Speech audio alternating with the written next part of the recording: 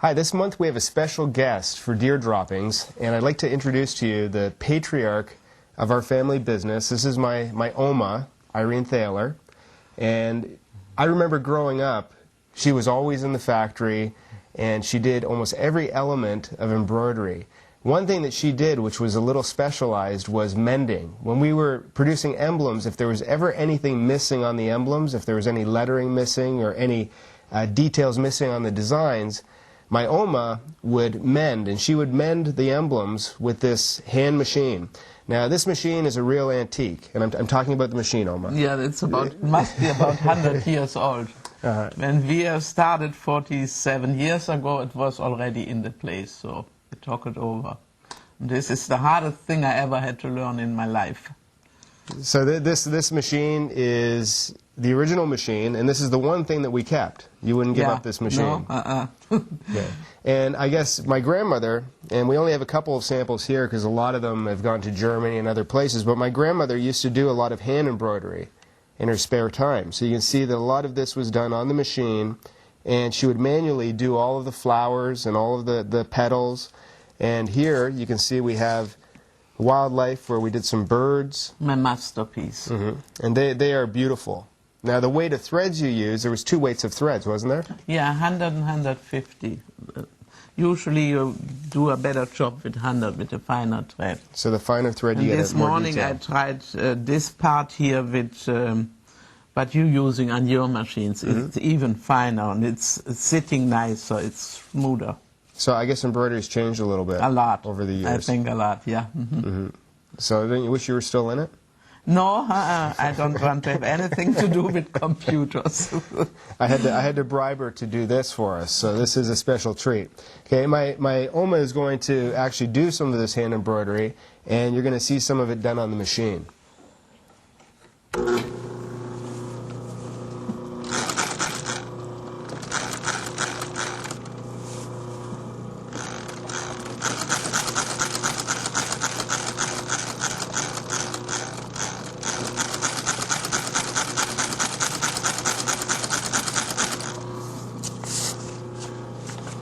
So it looks like you're putting in underlay stitches. Yeah, and the round.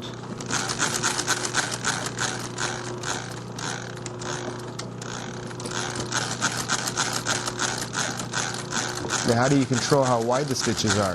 With your knee.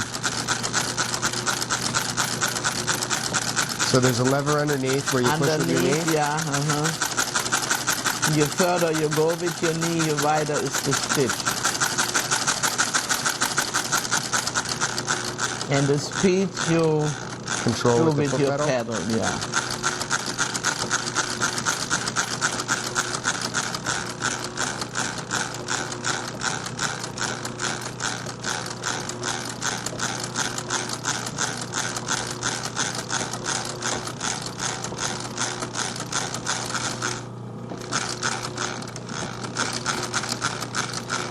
I remember when I was a little boy and you used to mend crests, you'd actually mend the letters on the crest. Yes, I did. Is that a little harder? Oh, I remember we had some crests made and we needed all the crests. And there was a C I had to mend. And I think I must open it 6 or 7 times, almost broke the material. After I went to a girl who did this and asked her to do it for me, and she was laughing. She said, it's so easy, but it wasn't easy for me. I did a lot of tears under this machine. When you were learning how? Yes, when I was learning. And there was nobody else to do it, so I really had to. And lots of times the costumer, if we made 86 crests, he wanted the 86 crests. So there was no other, I just had to do it. And how many years do you think it took you to learn how? No, not too much. Maybe, yeah, after a little while. In the evening I always tried a little bit, and I just got the crest and I had to do it. Some came out beautiful and some not so good.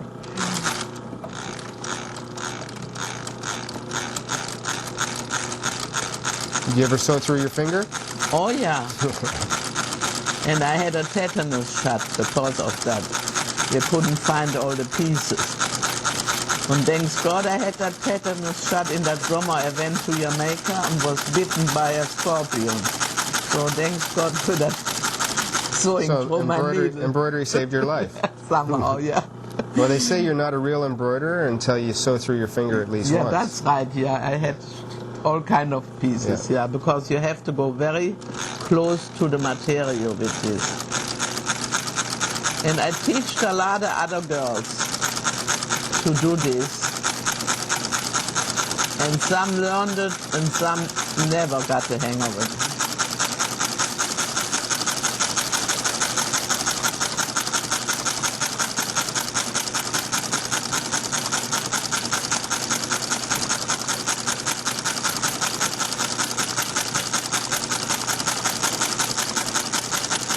So I guess if you're doing fill stitches, you just move the machine back and forth, up and down. Yes. Right now I just have a straight line. That's beautiful. But a lot of times if you have very wide stitches, the machine, the knee only goes so far. So lots of times I did it by hand, just with this, just going. So it had a better effect on the whatever I was doing.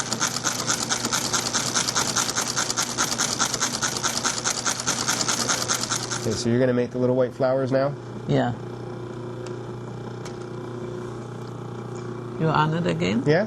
Oh, Yeah, you're yeah. live. No pressure. No, no.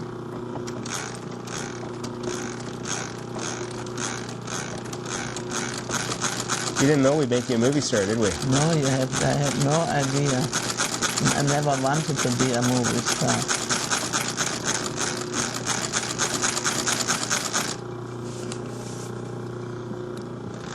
So you can do some pretty fine little detail with that.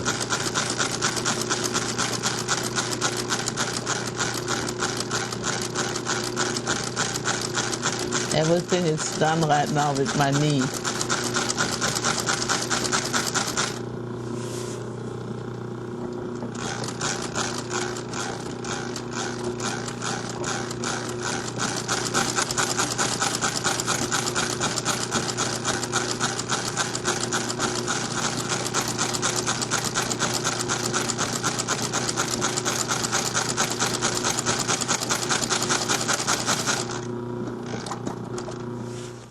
Well, you can see how much things have changed over the years. Maybe I should bring you into the office and I'll teach you how to digitize.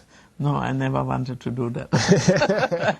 There was anything I could do in the company. The only thing I never learned was punching. Was the digitizing. That was my Yeah. job. Yeah, right?